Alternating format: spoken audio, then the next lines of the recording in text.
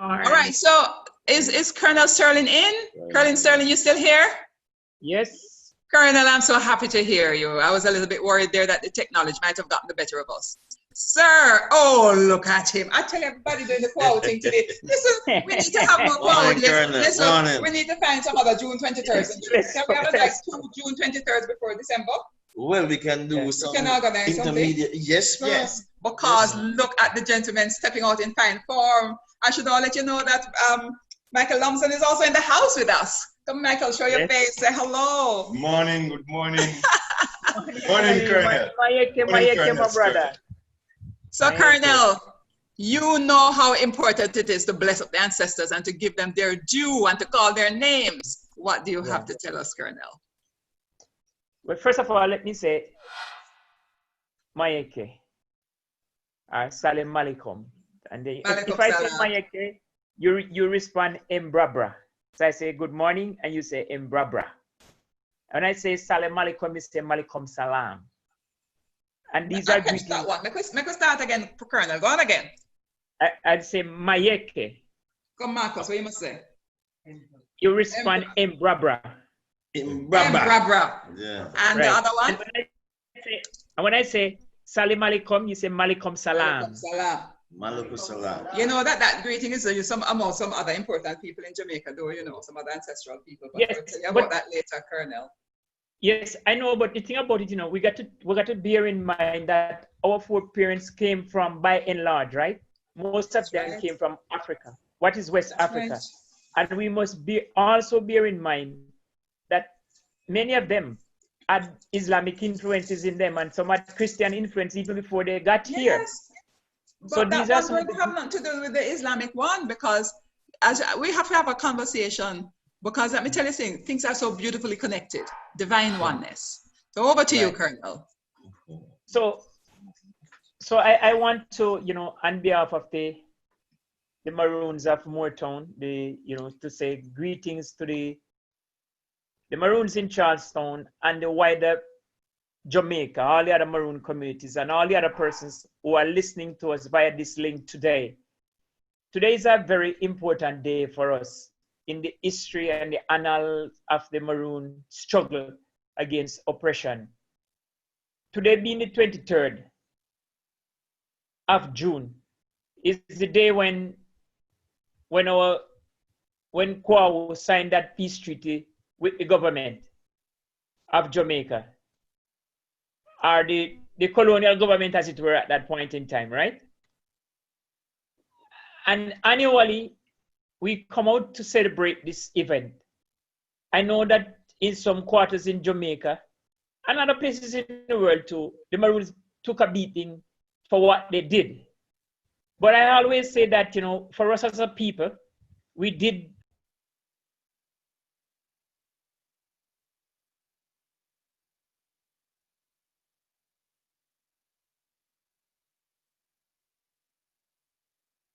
could have done so to ensure that our people enjoy the quality of life and the freedom for which they yearn. And in so doing, we set in motion something that goes over and over.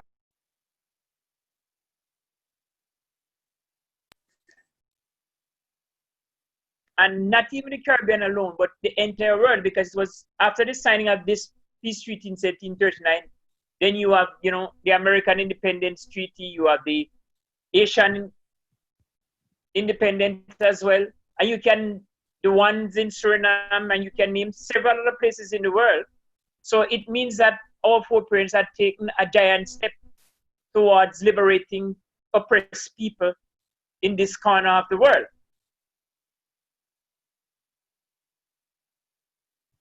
So am I losing you? Am I losing you? Not at all. Okay, all right. Loud and clear, sir. Loud and clear. Yeah, so for the, you know, I always say to people that, you know, two distinctive settlements were made after the signing of that treaty. One in so-called the New Nanny Town and one in approximately Crawford Town, which is now Charlestown. And there was always been a close connection between the both set of Maroon communities. As a matter of fact, many people did not know that Nanny would have still been the de facto leader in Charlestown. Because coming out of the hill, where they were all living together, that kind of connection had still remained. And people would travel across the hills from Moortown to Charlestown, and then from Charlestown to Moortown, you know, in the reverse.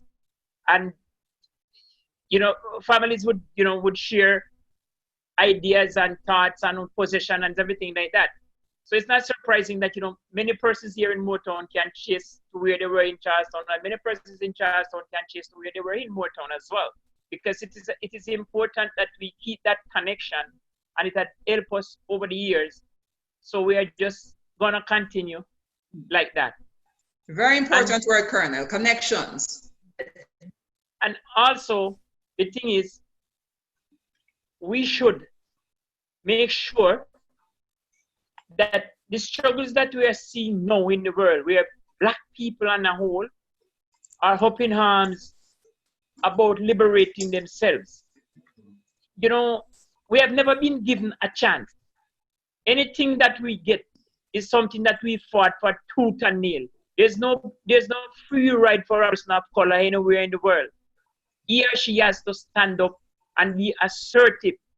And I'm glad that our four parents, Granny and Nanny, played a very active and leading role in saying to people, look, even if you are considered downtrodden, even if you are trampled upon, you can still rise from that thing and take your rightful position in this world, because you have to believe in yourself.